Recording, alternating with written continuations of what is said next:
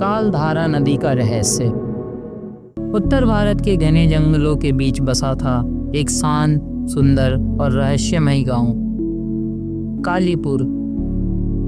हरे भरे खेत, मिट्टी की सौंधी खुशबू और सादगी से भरे लोग। लेकिन इस गांव के ठीक पार नदी के दूसरे ओर था एक और गांव, भूतगढ़। नाम जितना डरावना था, उस गांव की कहानियां उससे भी ज्यादा। इन दोनों गांव के बीच बहती थी कालधारा नदी। नदी इतनी चौड़ी नहीं थी, लेकिन रहस्यमय थी कि गांव के बुजुर्ग उसकी गहराई का अंदाजा नहीं लगा पाए। दिन में लोग नदी के किनारे कपड़े धोते, नाव से इधर उधर जाते, मछलियां पकड़ते, सब सामान्य। दोनों गांवों को जोड़ने के लिए कोई दूसरा पुल नहीं था। नदी पार करके ही एक गांव से दूसरे गांव जाया जा सकता था। लेकिन जैसे ही सूरज ढलता, हवा भारी हो जाती। नदी के किनारे के पेड़ हिलते नहीं थे, लेकिन उनकी छाया चलती रहती थी। कोई भी उस पार नहीं जाता था। हर किसी के पास इस नदी के लिए अलग कहानी थी। कोई कहता था एक राक्षसी मरी थी, कोई कहता डूबे हुए बच्चों की आत्माएं तैरती है, तो कोई कहता रक्तकला शिवपुर की डायन यहीं किसी तांत्रिक विधि से कैद हो गई थी। पूनम की रात, चांद पूरा था, चमकदार, लेकिन उसकी रोशनी भी कालधारा नदी की सतह को भेद नहीं पा रही थी। भूतगढ़ के निवासी राजन और सविता एक शादी से कालीपुर से लौट रहे थे। नाव में सिर्फ वही दो थे। सविता घबराकर बोली, मैंने कहा था ना, जल्दी चलो, रात में कोई नहीं जाता इस रास्ते से। आपको पता है, लेकिन आप मेरी एक नहीं सुनते हो। राजन हंसकर बोला, अरे भगवान, डरो मत, ये सब सिर्फ कहानियां हैं और मैं हूं ना साथ में। लेकिन सविता की आंखों में डर नहीं था, सच था। तभी नदी के नीचे से एक अजीब सरसराहट की आवाज़ आई, जैसे किसी ने नाव को जोर से धक्का दिया हो। राजन ने तुरंत नीचे झांका। पानी काला था, जैसे कोई परछाई अंदर से झांक रही हो। सविता डरते हुए वो झाड़ियों में लाल आंखें, उसने कांपते हुए इशारा किया।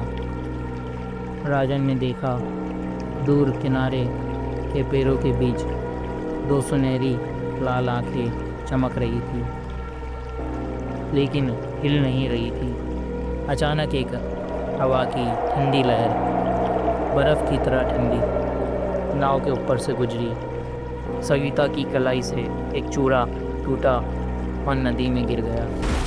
तभी पानी की सतह में एक हलचल हुई और उस हलचल से निकला बालों का एक घना सरसराता हुआ गुच्छा। काला नहीं, हरा, लेकिन वह हरा रंग ऐसा नहीं था जो जीवन दे। वह था कब्रिस्तान की काई जैसा दहशत का हरा। वह गुच्छा जीवित था। वह बालों का गुच्छा धीरे धीरे नाव को चारों ओर से लपेटने लगा, जैसे किसी ने नाव को जकड़ लिया हो, जैसे नदी ने हाथ बढ़ाकर उन्हें पकड़ लिया हो। राजन और सविता ने वैसा कभी नहीं देखा था। बाल चमक रहे थे, जैसे गीली लाशों की चमड़ी, और उनमें से आ रही थी एक सडन और तीव्र गंध, जैसे बहुत समय से किसी चीज़ को धुला ना गया हो, या ऐसा कह सकते हैं कि उन बालों को धोया ना गया हो सालों से। राजन ने बालों को झटके से हटाया, पर जैसे उसने हाथ बढ़ाया, वो बाल उसके हाथों से चिपक गए, जैसे किसी ने उसका स्पर्श पहचान लिया हो। सविता चीख उठी, लेकिन उसकी आवाज़ आधी ही रह गई।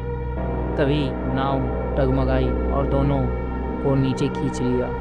एक ही झटके में काली कालधारा ने उन्हें निगल लिया।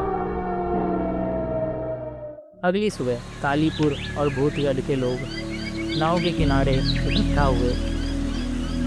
उन्होंने देखा 2 लाशें अस्त व्यस्त तरीके से नदी के किनारे पड़ी हुई थी और कोई नहीं, राजन और सविता थे। पर वो अब वैसे नहीं थे।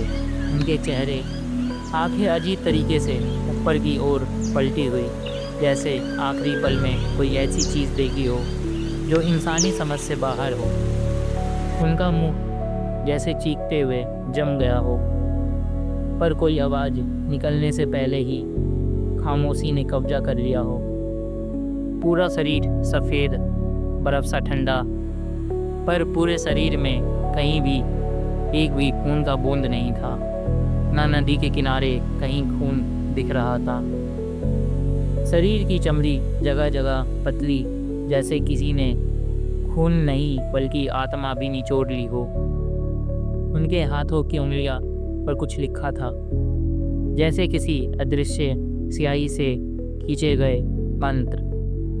और पैरों के पास पड़ी थी एक टूटी माला, जो रुद्राक्ष की थी, जिसमें से एक रुद्राक्ष निकल के जला हुआ था और उसमें से अब भी धुआं आ रहा था। अब सवाल ये नहीं कि राजन और सविता को किसने मारा। अब सवाल ये है, अगला कौन होगा?